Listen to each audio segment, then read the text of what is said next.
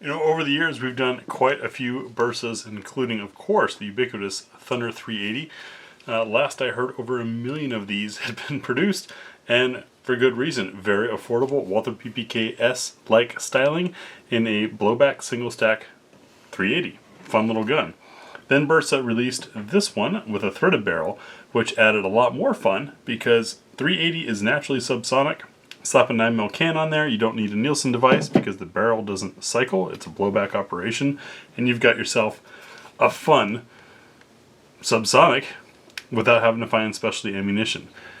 One I had never gotten my hands on, but many of you have requested, is what we're finally going to cover here, but it's not quite the Thunder Plus. I'll take a look, show you what this is, coming up next on GBGuns. So in our lockable case is the TPR 380, which you notice has slightly different lines to it and shapes. This is an update to the Thunder line. Came in a bag with a chamber flag underneath. We've got our manual, which unfortunately I'm not going to go into because this manual, though it says TPR series, does not contain stuff on the 380, just the 9 and 9C and the 40s. We've covered both the 9 and 9C in other videos if you want to check those out. Spectacular guns. One of them rests besides our bed. You'll also get this keychain with a lock on it. That's because for guns of this size to be imported, they have to meet a ridiculous point system, and part of that involves how many safeties there are on the gun, barrel length, overall weight, all that kind of stuff. And generally, a small thing like this, when imported, requires some extra things. So it does have a manual lock on it. If you don't like it, like I don't, just don't use it. Keep the keys somewhere, but don't worry about it. Alright, let me get the case out of the way. Let's take a look at the TPR 380. Zooming in, because this is a little guy. Basically the same size as your Thunder 380 that you're used to, with different slide cuts on it, and double stack. 15 rounds of 380. I'm sure some of you are saying, but what? But why? 9mm. Yes, ballistics are ballistics, but double stack 380s I found to be an absolute delight to shoot.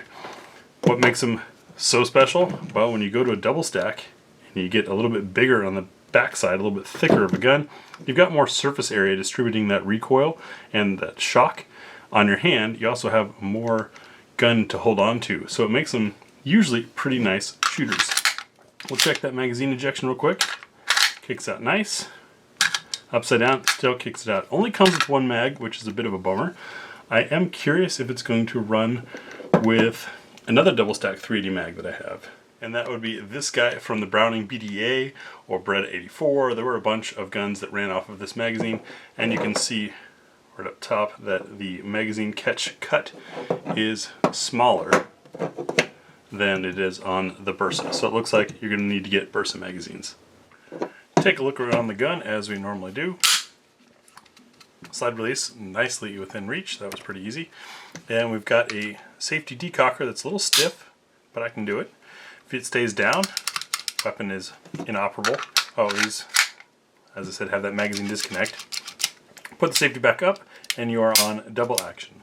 When it comes to trigger pull, the double action is fairly smooth. No real stacking, just a consistent weight across.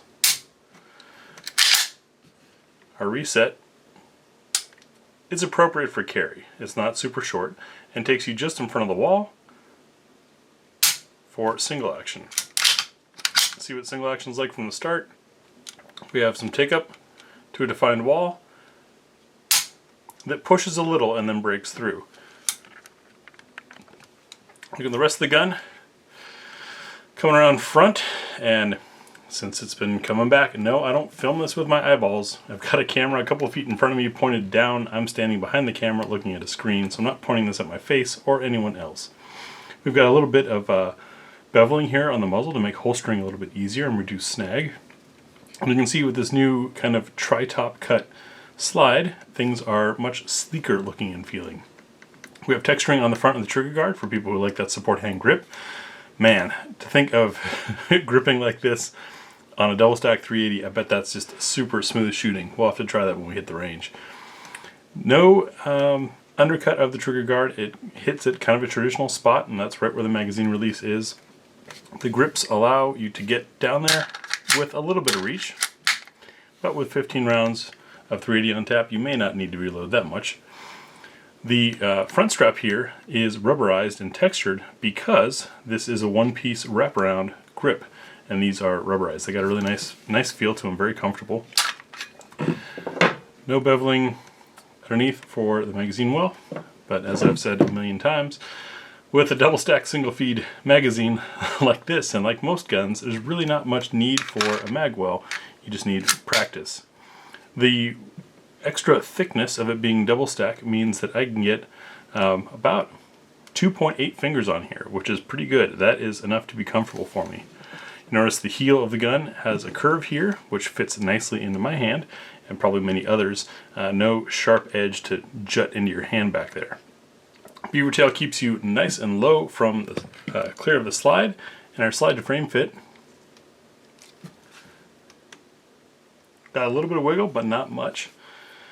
Sights are 3-dot sights, and they are dovetailed, so it's possible to replace them if you don't like 3-dot sights. That screw on there, and the fact that the rear sight is a blade inserted into a housing, tells me that these are likely adjustable sights as well. Coming around the right side of the gun, our magazine release appears to have the same shape on both sides, which could imply that it's reversible, especially with having the screw nice and easy to see there. And we've got a Beretta style exposed action bar here. That's what actually activates the trigger as you pull. The trigger also has some serrations on it, and it's a nice broad shoe to it, which is very comfortable and makes it easy to get on regardless of how far or short your reach is for the trigger. It's probably one of the things that makes these Bersa 380s so popular, is it's an easy gun to learn to shoot. Next, we'll field strip the TPR 380 Plus and take a look inside the gun. Field stripping the TPR 380 Plus is fairly easy. Notice we have a takedown lever over here, but since this is a fixed barrel, the slide is going to come off the back, much like it did on guns of older times. What I found works is I use this finger here to bring this lever down and hold it down, and then hook inside the trigger guard to the slide. It's easiest done with the hammer back first, hold it back, up, and off. And there you have it. We've got a recoil spring, which is removable to make it replaceable, or tunable in the case of the threaded barrel ones. If you want to run a suppressor on there, I suggest a beefier spring. And we can see our internals. Feed ramp is down below there, but we have some decent polishing and relief for the barrel. It's a fixed barrel, but it's a pinned barrel, and that's a good thing because it means it's replaceable should you ever do something that warrants replacing it, which would be a lot of rounds. Inside we can see our drop safety plunger inside there, and fairly clean machining. A little bit of machine marks, but that's nothing that I complain about on guns this affordable. Just before filming this, I looked up to see what the average price was, and it looks like somewhere around $300. This lever, if you can see inside there, if I can get the light to hit it, is raising and lowering the stop that prevents the slide from coming all the way off. Reassembly is pretty easy. We're just going to reverse what we did, pull this slide all the way to the back, and make sure that this lever is down at that moment. And then as it seats and goes forward, we let the slide go back, or the lever go back up. Make sure everything works. Our magazine disconnect still works. I've heard many people remove that magazine disconnect safety. I can see why, especially if you want to be able to fire a last shot, with one in the chamber. It just has to be there as part of that point system I was talking about. When we get this out to the range, we'll do cold shots. Of course, our trademark what's for dinner test to see how it runs on 10 different loads. Try it with the spinner.